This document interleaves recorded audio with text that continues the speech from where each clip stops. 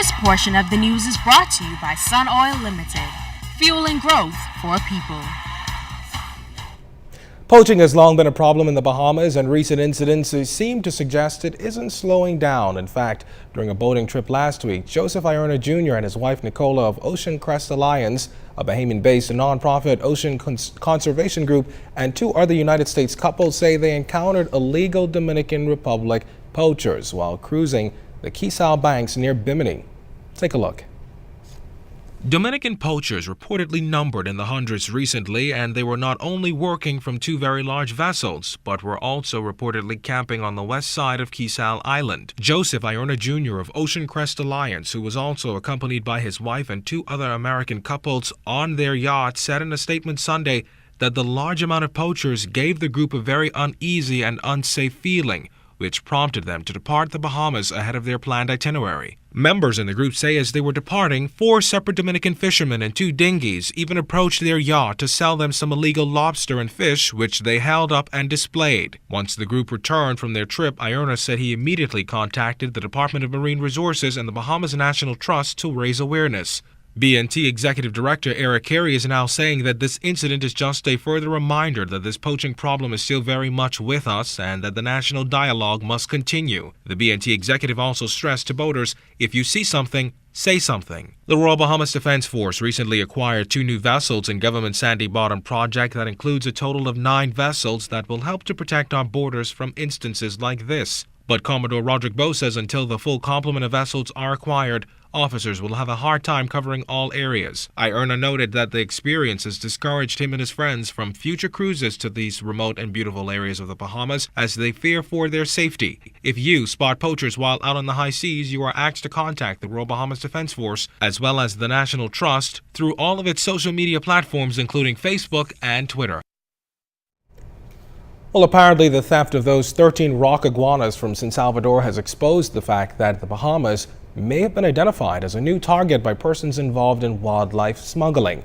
For Director of the Bahamas Environment, Science and Technology, or BEST Commission, Philip Weish, we as a country have to be even more vigilant in ensuring our borders are properly protected.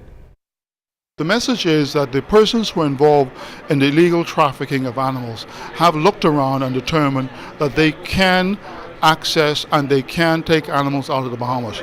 The fact that they know that and the fact that they know that they've been able to penetrate our security systems and to do so means that this is on someone's radar screen. The individuals who are involved in this trade don't do it just for the whim. They have a market. They have persons at the opposite end who are prepared to pay top dollar for these animals, and based on the demand they then go to procure the animals that they need. That's the reality.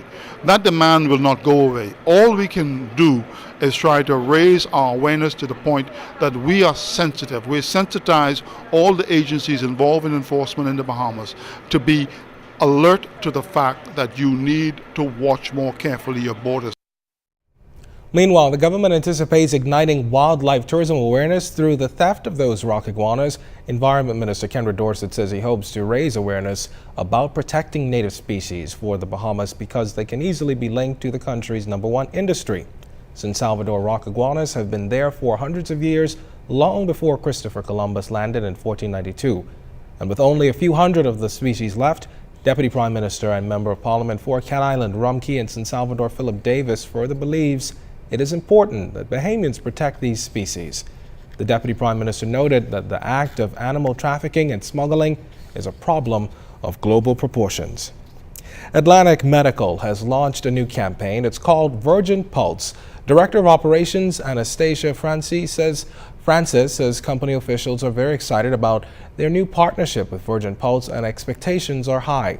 Virgin Pulse, a part of Sir Richard Branson's famed Virgin Group, inspires and engages employees to live better every day so they can be their most energetic, focused selves at work and beyond. Very excited about this partnership today with Virgin Pulse. We have been searching for a partner for some time. As you may be aware, we've had a corporate wellness program for some time, but we found that it didn't give our clients what we needed. This corporate wellness program that Virgin has actually allows us to give our clients total corporate wellness, not just physical wellness, but it encompasses spiritual, mental, financial, you name it. It's total wellness. Now, the program was launched recently in Bermuda and the Cayman Islands, and Virgin Pulse representative Kerrin explains how it works.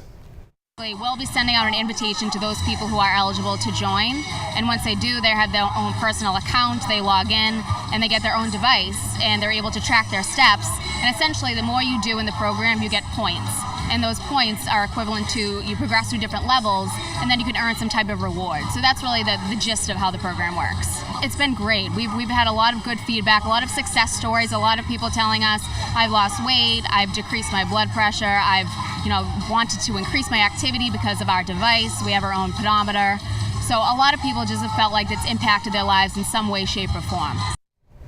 Well, a new group of Bahamians can now add Icon to their name. These individuals are winners of the second annual Bahamian Icon Awards, which was held last night at the Atlantis Resort Theater. Family, friends, and supporters packed the venue to attend the event, recognizing outstanding Bahamians in various industries. Icon Awards founder and CEO Addis Hyler admitted organizing this year's awards show was an enormous task, but he's pleased with the results. Some of the winners include Bahamas Crisis Center Director Dr. Sandra Dean Patterson for humanitarianism. The Entrepreneurship Award was secured by Sky Bahamas' CEO Captain Randy Butler. The Icon Award for Sports went to Golden Knight Chris Brown, and the award for music was secured by Caribbean slide singer Julian Believe. And the highlight of the night, however, was Lifetime Achievement Award winner Sir Durwood Knowles. Well, that does it for this portion of the news. Find out, though, who won this year's regatta in Andros. We've got the answer when Julian Gibson comes back with sports.